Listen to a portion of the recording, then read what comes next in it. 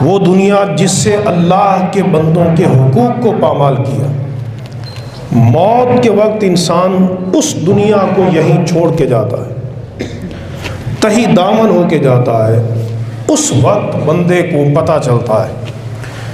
حضرت سیدنا علی رضی اللہ تعالی عنہ نے ارشاد فرمایا، الناس نیام فَإِذَا مَاتُوا انتبہوا، لوگ ابھی غفلت کی نیند سو رہے ہیں، جب مریں گے تو ان کی حقیقت کی نگاہ کھل جائے گی، اس وقت پتہ چل جائے گا کہ یہ دنیا تو ایک فریب نظر ہے، سراب ہے، دھوکے کا گھر ہے، اور پائیدار زندگی ہماری آخرت کی زندگی ہے۔ اس وقت بندہ کہے گا ما اغنا عنی مالیہ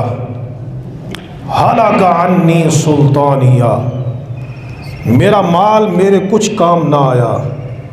میرا سارا زور دبدبا روب جاتا رہا۔ اور وہ ایک میسج دیتا ہے، پچھلے لوگوں کو پیغام دیتا ہے، یا اہلا ہو، یا جیرانا ہو، یا حملۃ سریرا ہو، لا تغرنکم الدنیا کما غرتنی۔ اے میرے گھر والوں، یہ میت پیغام دے رہی ہے، جس نے حقیقت کو دیکھ لیا ہے وہ پیغام دے رہی ہے۔ اے میرے گھر والوں، اے میرے پڑوسیوں، اور اے میری چارپائی کو اٹھانے والوں، دنیا تمہیں اس طرح دھوکے میں نہ ڈال دے جس طرح دنیا نے مجھے دھوکے میں ڈالا تھا۔ تو قرآن